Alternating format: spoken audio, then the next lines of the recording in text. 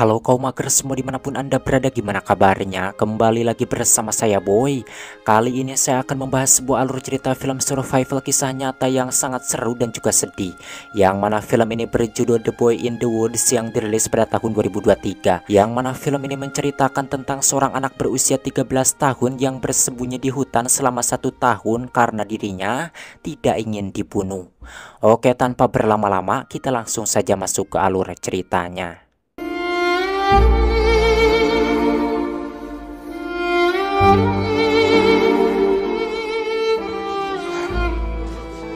Cerita berlatar belakang di Polandia pada tahun 1943, dan di sini kita diperlihatkan dengan tentara Nazi yang menangkap orang-orang Yahudi. Dan di sini seorang ibu bernama Tammy menyuruh kepada anaknya yang bernama Max untuk kabur dan menemui bibinya. Pada awalnya Max menolak karena dirinya tidak ingin terpisah dengan ibu dan adiknya. Namun karena ibunya terus memaksa, akhirnya Max pun menurut. Yang mana ketika para tentara Nazi itu lengah tanpa buang-buang waktu, Max pun langsung kabur meninggalkan tempat tersebut, dan beruntungnya dirinya tidak ketahuan. Dalam perjalanan tanpa sengaja Max bertemu dengan seorang wanita bernama Hana. Lantas Max pun menanyakan keberadaan bibinya. Setelah diberitahu oleh Hana, Max pun langsung bergegas pergi menuju kuburan. Dan tak lama akhirnya dirinya pun bertemu dengan bibinya itu yang bernama Erna. Kemudian bibinya pun menanyakan di mana ibu Max. Max menjawab bahwa ibunya dibawa oleh tentara Nazi. Mengetahui itu, bibinya pun akan mengirim Max ke suatu tempat untuk dititipkan kepada seseorang yang merupakan kenalannya. Dan setelah merdeka nanti dirinya akan kembali menjemput Max. Meskipun enggan, namun Max tidak punya pilihan lain karena itu demi keselamatan dirinya sendiri.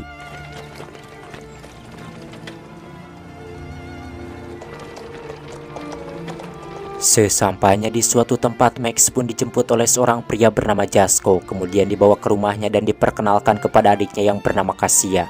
Setelah diberi pakaian untuk ganti, Jasko memberitahukan bahwa mulai sekarang Max adalah anak adiknya dan nama Max diganti menjadi Stasek. Kemudian saat itu Jasko pun menyuruh Max untuk tidur di kandang sapi. You can sleep in the cowshed. Follow me. Stasek. Sesudah Max mengganti pakaiannya, Jasko mengatakan bahwa mulai sekarang Max harus membantu meringankan pekerjaan sehari-harinya, yakni membersihkan kandang sapi dan juga bercocok tanam di ladang. Malam harinya dalam kesendirian, Max pun menatap foto ibu dan adik tercintanya untuk melepaskan kerinduannya kepada mereka.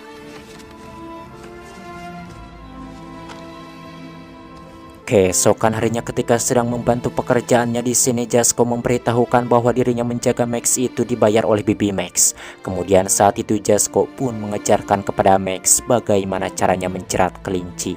Have you ever snared a rabbit? No, Like a noose. just catch it by it. Suatu hari Max iseng menanam sayuran di dalam pot dan menyembunyikannya di kandang sapi. Setelah itu dirinya pun belajar melukis karena si Max ini bercita-cita ingin menjadi seorang pelukis yang terkenal. Malam harinya sehabis pulang dari kota, Jasko memberitahukan bahwa bibinya Max tidak bisa lagi mengirimkannya uang karena dirinya tertangkap oleh tentara Nazi. Mendengar itu Max pun merasa sedih dan langsung pergi ke tempat tidurnya, yakni ke kandang sapi.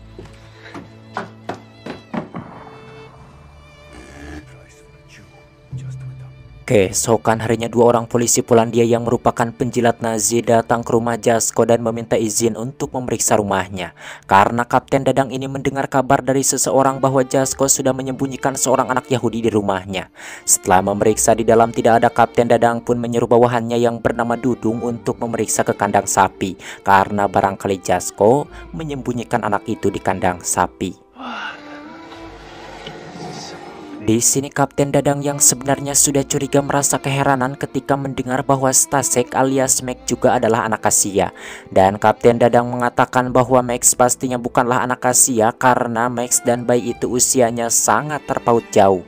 Mendengar itu Kasia dan Jasko pun langsung terdiam karena memang mereka berbohong. Namun beruntungnya dengan cepat Max mengatakan kalau dirinya adalah keponakan mereka yang menumpang disebabkan kedua orang tuanya bekerja di Jerman. be a laborer in the Great German Reich. Selepas membakarkan rokok, Kapten Dadang Kasia pun membuang apinya ke tungku dan tanpa sengaja membakar foto-foto milik Max yang disembunyikan di sana. Melihat itu tentunya Max pun menjadi panik disebabkan foto itu adalah satu-satunya barang berharga pemberian ibunya. Ketika Kapten Dadang hendak kembali menanyai Max, tiba-tiba saja Sersan Dudung memanggilnya, yang ternyata dirinya berhasil menemukan tanaman sayuran milik Max. Tentunya hal itu membuat Kapten Dadang sangat marah dan berniat mau membunuh Jasko karena Jasko sudah berani membohonginya. Namun Jasko mengatakan bahwa sayuran tersebut untuk makanan babi peliharaannya, dan beruntungnya di sini Kapten Dadang mempercayainya sehingga dirinya pun tidak jadi membunuh Jasko. I told her that you feed it to the pigs. Setelah kejadian itu, Jasko yang merasa bahwa keadaan Max sudah tidak aman memutuskan untuk menyembunyikan Max di dalam hutan dengan membawakan sedikit perbekalan untuk Max bertahan hidup.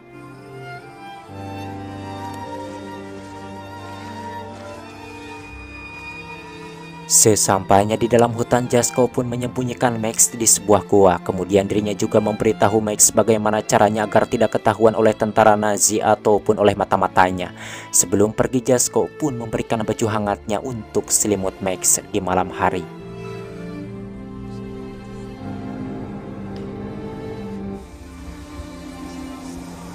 Keesokan harinya Max pun memasang jebakan menggunakan cara yang pernah diajarkan Jasko kepadanya. Setelah itu dirinya pun mencoba menyalakan api, namun usahanya tidak berhasil sehingga malam harinya saat hujan turun, dirinya sangat kedinginan. Namun keesokan malamnya Max berhasil menyalakan api. Tentunya hal itu membuat Max benar-benar sangat merasa senang karena sekarang dirinya tidak akan kedinginan lagi. Suatu malam ketika Max sedang santai, tiba-tiba dirinya melihat ada beberapa orang yang masuk ke hutan tersebut dan Max pun langsung bersembunyi. Ternyata orang-orang itu adalah para penduduk yang pekerjaannya memburu dan menangkap anak-anak Yahudi untuk ditukarkan kepada tentara Nazi dengan minuman atau gula. Dan beruntungnya saat itu mereka tidak berhasil menemukan Max karena ketika pergi dari persembunyiannya, Max selalu menghapus jejaknya sesuai perintah Jasko. Keesokan harinya setelah mengambil kelinci dari perangkap yang dipasangnya, Max pun menggambar wajah ibu, adik dan juga bibinya di batu agar dirinya tidak kesepian. Setelah itu Max pun langsung memakan daging kelinci tersebut yang sudah dibakarnya. Suatu hari ketika Max sedang mengikat sepatunya yang jebol, tiba-tiba dirinya melihat ada seseorang yang datang. Dan ternyata itu adalah anak Yahudi yang bernasib sama seperti dirinya. Kemudian Max pun membawa si anak yang kelaparan itu ke tempat persembunyiannya dan memberinya makanan. Lalu Max pun menanyakan, "Siapa namamu?" Anak itu menjawab bahwa dirinya bernama Janek. What's your name? Janek. Kemudian Janek pun menceritakan kenapa dirinya bisa sampai di hutan ini, yang ternyata keluarganya sama ditangkap oleh Nazi. Lalu saat itu Max pun mengajak Janek untuk tinggal bersamanya, dan Max pun berjanji bahwa dirinya akan menjaga Janek. Mendengar itu Janek pun menerima tawaran Max tersebut. Dan semenjak ada Janek ini, Max pun tidak terlalu merasa kesepian lagi, yang mana setiap harinya mereka selalu menghabiskan waktu bersama sambil menunggu negaranya merdeka.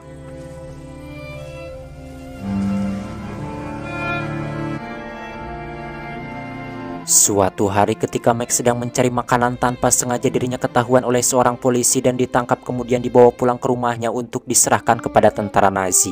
Sesampainya di rumahnya, terlihat di sana sepertinya istrinya itu tidak suka dengan perbuatan suaminya yang menangkap Max. Karena Max hanya seorang anak kecil yang belum tahu apa-apa.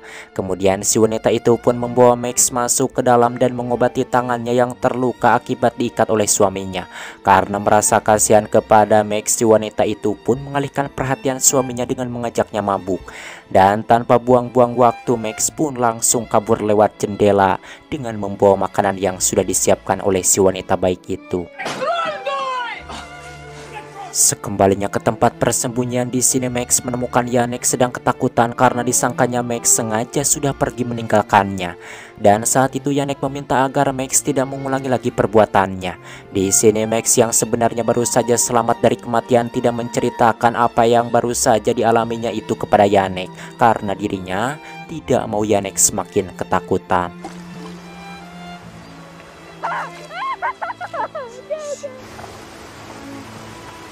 Hari-hari terus berlalu dan mereka lalui bersama-sama hingga tidak terasa kini musim dingin akan segera tiba. Dan terlihat di sana mereka pun sudah menyiapkan semuanya untuk menghadapi musim dingin tersebut agar tidak kedinginan. Who uses the door? Yeah. Go pick that up. Go. Keesokan harinya saat sedang mencari makanan di sini, Max mengatakan bahwa nanti setelah merdeka dirinya akan kembali ke kota dan Yannick bisa membantu menjualkan lukisan buatannya. Mendengar itu Yannick pun sangat merasa senang karena dirinya merasa nyaman bersahabat dengan Max. Namun ketika mereka sedang asik-asik mengobrol, tiba-tiba para pemburu anak Yahudi datang, membuat mereka yang sangat ketakutan langsung saja berlari seedan-edannya. Dan sialnya di sini Yannick jatuh ngaku rolong. Melihat itu Max pun tidak bisa berbuat apa-apa dan terpaksa kembali berlari untuk menyelamatkan diri. Sesampainya di suatu tempat, Max pun bersembunyi sambil memegang pisau legend buatan Cibatu Thea, pemberian dari Jasko untuk berjaga-jaga. Dan beruntungnya di sini Max kembali selamat, tidak ketahuan oleh mereka. Karena terus-terusan diburu seperti hewan, di sini Max pun menjadi putus asa dan berniat mengakhiri hidupnya.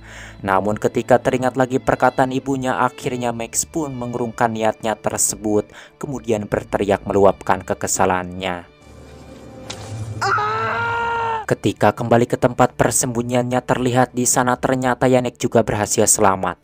Kemudian Yannick pun mengikat kaki Max yang terluka itu.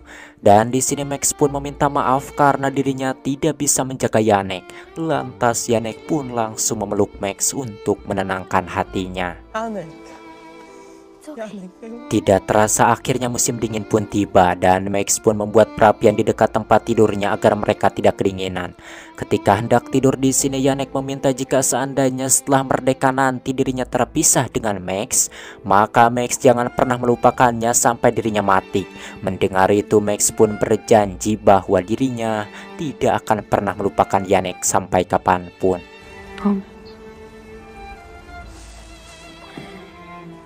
Keesokan paginya mereka pun terbangun karena mendengar suara tembakan. Setelah keadaan kembali tenang, Max pun mengajak Yannick pergi keluar untuk mencari tahu apa yang sebenarnya sudah terjadi. Dan sesampainya di sungai mereka menemukan banyak mayat bergelimpangan yang pastinya dibantai oleh tentara Nazi. Kemudian Max pun menyuruh kepada Yannick agar melepaskan pakaian mereka beserta sepatunya, disebabkan mereka sudah tidak membutuhkannya lagi.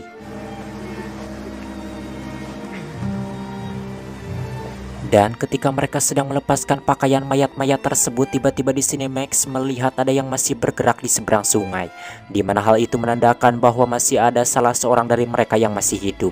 Kemudian Max pun mengajak Yannick untuk menyeberang. Di sini pada awalnya Yannick pun menolak karena airnya sangat dingin, takut menyebabkan dirinya hipotermia. Namun Max terus memaksanya hingga akhirnya Yannick pun menurut. Dengan penuh hati-hati lalu mereka pun menyeberangi sungai itu.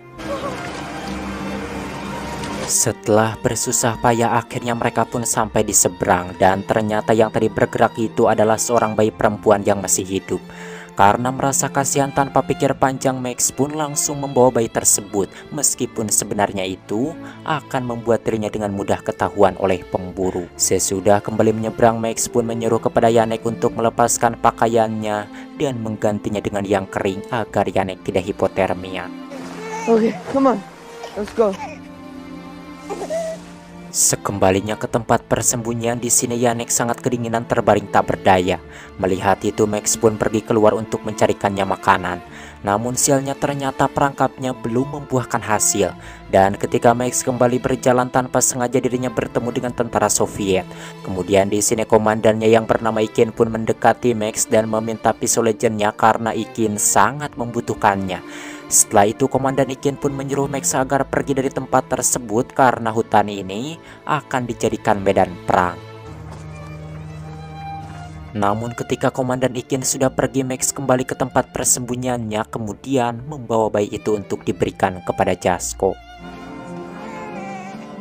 Sesampainya di sana, Max pun langsung memberikan bayi itu kepada Jasko dan menceritakan bagaimana dirinya menemukan bayi itu. Kemudian Max pun memberitahukan bahwa kini dirinya memiliki seorang teman yang sedang menunggunya, yaitu Janek. Mengetahui itu, Jasko pun sangat merasa senang dan menyuruh kepada Max agar nanti sore datang lagi ke rumahnya sambil membawa temannya itu.